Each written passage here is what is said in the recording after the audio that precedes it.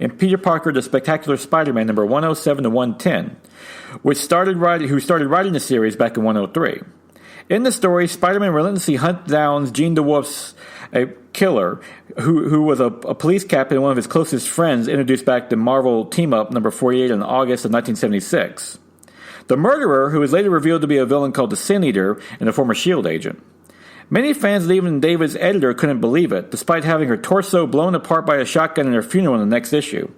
The comic would have long-lasting ramifications for Spider-Man, as he teamed up with Daredevil in hunting down the Sin Eater, and they would both reveal their identities to each other out of mutual respect, starting a long-lasting friendship. Also, when a copycat killer named Emil Gregg was revealed to be a phony, a certain Daily Bugle reporter would become one of Spider-Man's enemies when he wrote the story. Back in Amazing Spider-Man, up-and-coming artist Todd McFarlane was assigned the penciling duties by issue number 298 after a successful run in The Incredible Hulk. The issue hinted at Venom, who would be introduced in issue number 299, which McFarlane co-created with writer David Michelin.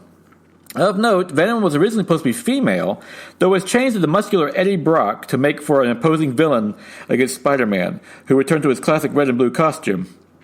In his origin, Eddie Brock, who first appeared back in Web of Spider-Man number 18 on September of 1986, is a reporter at the Daily Bugle who writes the expose revealing Emil Gregg was the Sin Eater.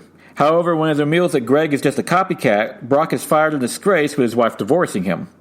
Contemplating suicide and blaming Spider-Man, he heads to church, being Catholic, but it happens to also be the very church the symbiote was driven from Spider-Man via the bells. Sensing a kindred spirit in Brock, it bonds with him, forming the villain Venom, who has many of Spider-Man's powers, along with the ability to disguise his spider sense. All of this was revealed in Amazing Spider-Man number 300, with the character being an instant hit with readers, to the point that he has since turned into an anti-hero with his own regular series and even a successful 2018 movie, with Oscar-nominated Tom Hardy playing Eddie Brock's Venom. A more lighthearted addition to the Spider-Man universe was Spider-Ham and May Porker, who were introduced in Marvel Tales, spelled T-A-I-L-S, starring Peter Porker, The Spectacular Spider-Ham, number 1, of November of 1983. A humorous series featuring anthropomorphic versions of Marvel characters with Spider-Man Peter Porker crossed with a pig. Spider-Ham was created by writer Tom DeFalco and artist Mark Armstrong. It will later get his own series, Peter Porker, The Spectacular Spider-Ham, which debuted on May 1985, would run to September of 1987 for 17 issues, where he fought with Captain Americat and Daredevil against Doctor Doom and King Pig. He was since been a recurring character and it was even a character in the Spider-Man Into the Spider-Verse movie of 2018, voiced by John Mulaney. Back in the early 1980s, another licensing venue for Spider-Man joined in 1982 was video games, with an Atari 2600 game published by Parker Brothers, where you play Spider-Man climbing a building while fighting the Green Goblin, who tosses pumpkin bombs at you. In 1984, Quest Probe Spider-Man, a text-based adventure, was released for multiple platforms, with Spider-Man tasked with finding a series of gems at the request of the mysterious Chief Examiner. In 1989, The Amazing Spider-Man and Captain America and Doctor Doom's Revenge was released on the PC and other platforms by Paragon Software Corporation, which had the players face off against a series of villains in a Street Fighter fashion until they fought Doctor Doom, while the story was told via comic panels. That same year, Spider-Man also made a cameo in Revenge of Shinobi for the Sega Genesis, in which the game's boss featured him and other pop culture characters such as Batman and the Terminator. Originally, he was included without Marvel's permission, but a later version included copyright permission. Spider-Man also got into the fast food endorsements with McDonald's, appearing in Happy Meal Toy in 1979, while his old cartoons were collected on VHS with the emergence of the VCR technology. However, around this time, Spider-Man would soon return to TV with a brand new cartoon series, but not just one, but two. In 1979, the Patty Freelong Enterprises produced the Spider-Woman series, which featured such episodes as The Pyramid of Terror and The Congo Spider. Originally created by Archie Goodwin and Marie Severin, Spider-Woman first appeared in Marvel Spotlight number 32 on February 1977 as part of a mandate by Stan Lee, who realized if they didn't make a Spider-Woman, another company might. Marvel and DC had gone back and forth with this before with this very subject, with Marvel creating Wonder Man in contrast to DC's Wonder Woman, while DC created Power Girl in contrast to Marvel's Power Man. Spider-Woman was Jessica Drew, whose father injects her with an experimental serum from irradiated spider blood to save her life, then placed in a genetic accelerator so the serum would work.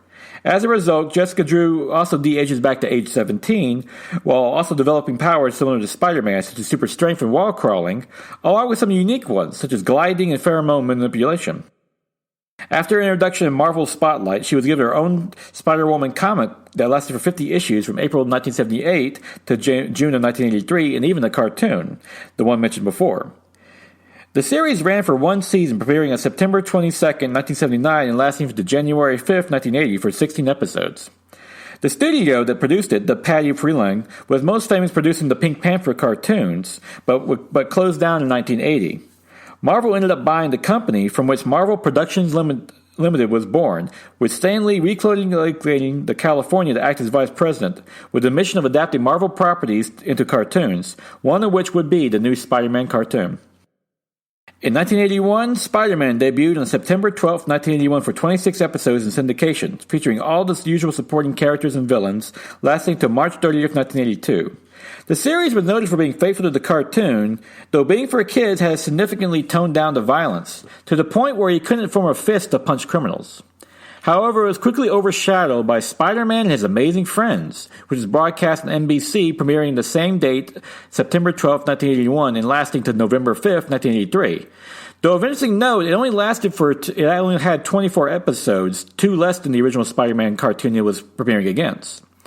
Spider-Man shared the spotlight with Iceman, one of the original X-Men, debuting back in Uncanny X-Men #1 in September 1963, and Firestar, an original creation who received design help from John Romita Sr. She was added at the request of NBC to broaden the audience, specifically female viewers. Originally, the showrunners wanted to use the Human Torch, but his cartoon rights was tied up elsewhere. All three lived together at a boarding house run by his Aunt May while attending Empire State University. In addition, Spider-Man had a secret lair equipped with Stark tech, essentially a spider cave, in his room. John Buscema and John Romita Sr. helped provide the art while Stan Lee narrated the series. The first episode aired on September 21st, 1981, called The Triumph of the Green Goblin, while Firestar, being a creation of the cartoon, would later be added to the Marvel Comics continuity in Uncanny X-Men #193 on May of 1985. And has since become a recurring character ever since. At one point, she even joined the Avengers. For promotions, actors would appear in costume as the characters like Vince, while the cartoon was paired with the new Incredible Hulk series. After the series ended, it will be run for syndication for many years afterward. And more than a few kids remember as this one of their first cartoon experiences of the Amazing Spider-Man and, of course, his amazing friends. Custom comics of Spider-Man were also made for special events and promotions, such as Spider-Man and the Prodigy by Ann Robinson, Ross Andrew, and Mike Esposito, which was released in association with Planned Parenthood to promote safe sex education. Other special books for Spider-Man vs. the Hulk by Sarah Buscema as a back-to-school advertisement in 1979, AIM in 1980 for 7-Eleven, and in 1990 and 1991, Adventures in Reading for UNICEF. In 1984, the National Committee for Prevention of Childbirth also received a special comic created for it. On November 26, 1987, the Spider-Man balloon joined the Macy's Day Parade as part of a promotion by Marvel's new owners, New World Entertainment. It was designed by John Romita Sr., whose contributions to Spider-Man continued to astound, and it continued to appear through 1998, though fans petitioned for its return, which it did back in 2009. Now, with successful cartoons, TV shows, and so forth, the only thing left was for live-action movies, and on May 6, 1985, Canon announced plans for Spider-Man the movie with Tobe Hooper, the director of the Texas Chainsaw Massacre, attached to direct. The deal called for Canon to pay Marvel $225,000 over a 5-year period, along with a percentage of the film's grosses. However, the rights would revert back to Marvel in April 1990 if no film was made. The initial development got off horribly, with Leslie Stevens, the creator of the classic Outer Limits TV show, writing the screenplay about a freakish half-man, half-spider akin to a monster movie, not understanding what he was hired to do. The story was so bad, Stan Lee personally protested Canon over it. A later screenplay by Ted Newsom and John Brocatta didn't fare much better, with Peter Parker being at college age with Dr. Octopus as mentor, who mutated in a lab accident looking for the Fifth Force. Soon, Joseph Zito, the director of Invasion USA, was hired to replace Hooper, who left the project, and he then hired Barney Cohen to rewrite the script, but only managed to make the script goofier. Dr. Octopus now had the catchphrase "Okie dokie."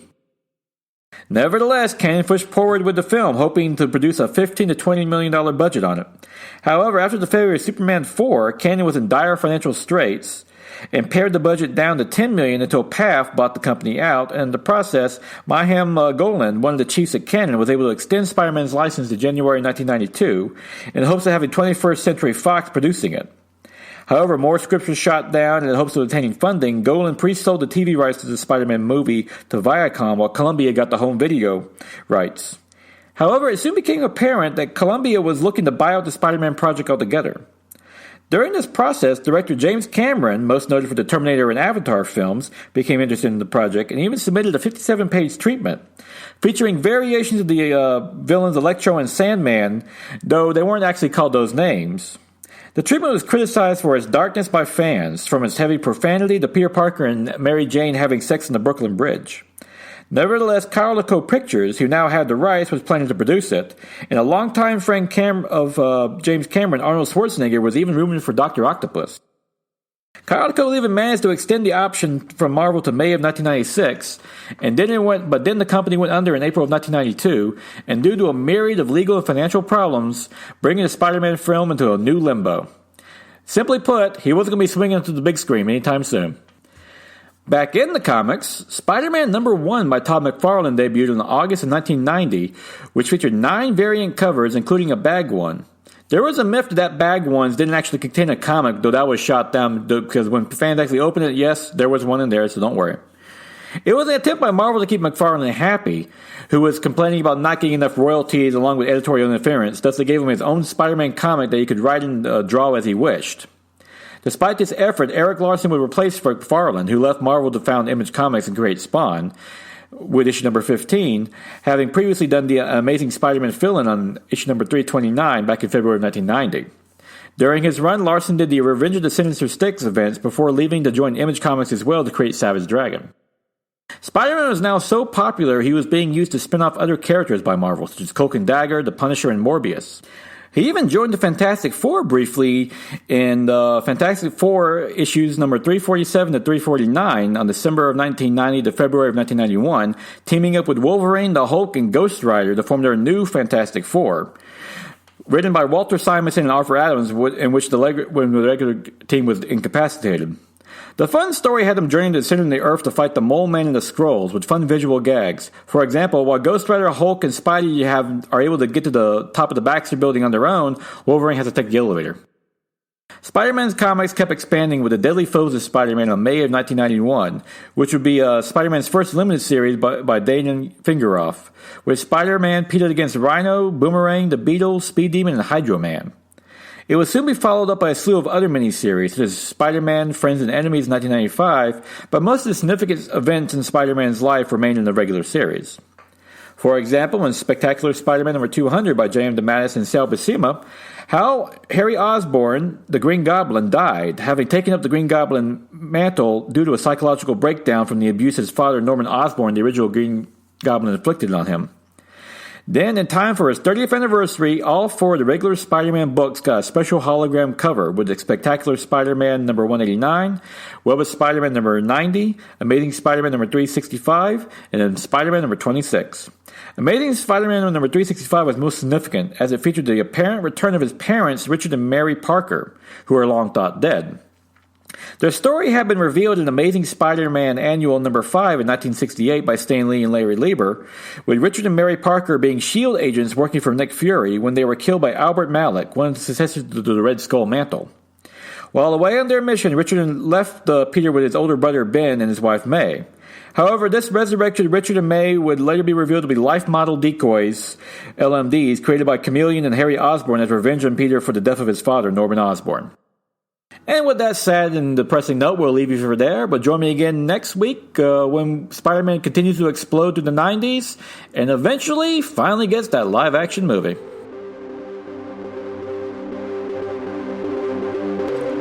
And now it is August 29th, 2019. Time for my favorite comic book of the week. Batman, Curse of the White Knight by Sean Murphy, which continues the story set up in the first issue with in issue number 2 now, that finds Batman dealing with both the elites who are trying to maintain control of Gotham, along with the new Order of Saint Dumas led by Azrael, who's coming after him from all sides. Great atmospheric issue that builds on the history of Gotham itself. It turns out this has ties back to the very founding of Gotham City, as